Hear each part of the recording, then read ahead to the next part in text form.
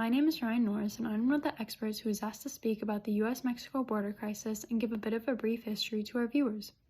So, to begin, the idea of the border wall came back to life for the first time since 2008 when the last president of the United States, Donald Trump, was running to be elected. During his election campaign, he made many claims about this border wall, one of them being that it was going to cost $12 billion. However, this turned out to be a substantial underestimation, with the Department of Homeland Security later coming out and stating that the real cost was estimated to be $21.6 billion. In addition to this, clarity around what the border wall was actually going to be like was not sufficiently provided. The Department of Homeland Security stated that it was either going to be made of solid concrete or be see-through, and that the height was supposedly going to be 18 to 30 feet tall, leaving many Americans in the dark about what was really going on. Only making matters worse, no one really knew who was going to pay for the border wall. The Trump administration had come out and said that they would simply cease remittances to Mexico. However, this was unreasonable and not possible because these remittances provided up to 80% of some families' incomes.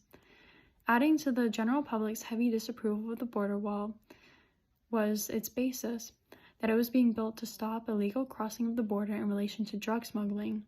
In reality, this border has done very little to actually stop this, because much of the drug smuggling is done by people who are able to legally cross into the United States, or people traveling underground through tunnels. And besides this, Border Patrol is very easily fooled by people because of the amount of people crossing every day. Today, only 458 miles of this border are built, and much of the wall is in places where borders were already in place, leaving many Americans frustrated and wondering what is next to come. I hope this helped provide a brief history to you guys, and thank you again for tuning in to the Dual News Network. Hello, I'm DNN field reporter Connor O'Callahan reporting live from San Diego, California.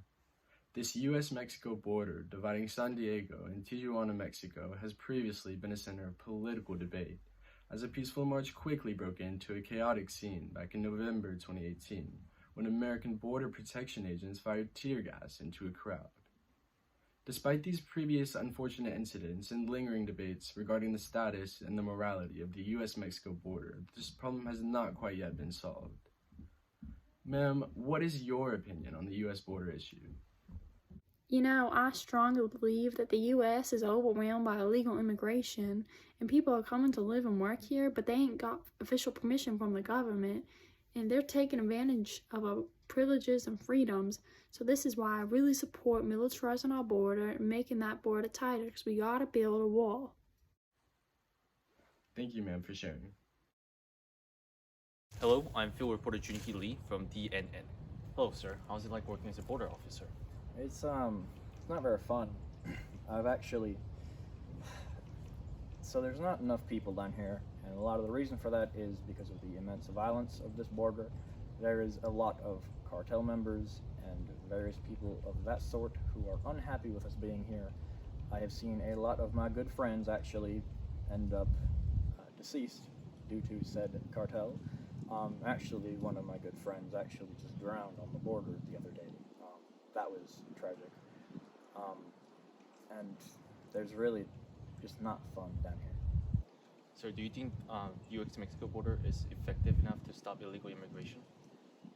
Not at all. If you have seen the numbers of people that get over every day, it is somewhere in the thousands. The wall, what is of it, is not tall enough, it is not deep enough. It goes, I believe, 6 feet underground. I have seen tunnels 70 feet underground, which is a lot bigger than 6 feet.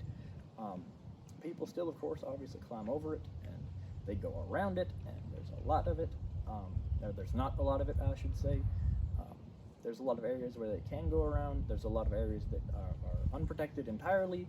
There's no people there, there's no cameras, there's no wall, there's nothing to stop them. People get in the thousands every day. Thank you so much.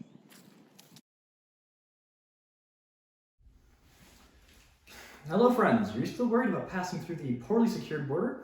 Do not worry, the Teleportation Device 2070, aka TD 2070, is here. That's right! With this amazing device, you will be able to teleport to the other side of the border in a blink of an eye with $50,000. How amazing is that? That's too good to be true. If you're interested, call 404-843-6670 or email us at jcpdcomplaints@johnstreetga.gov.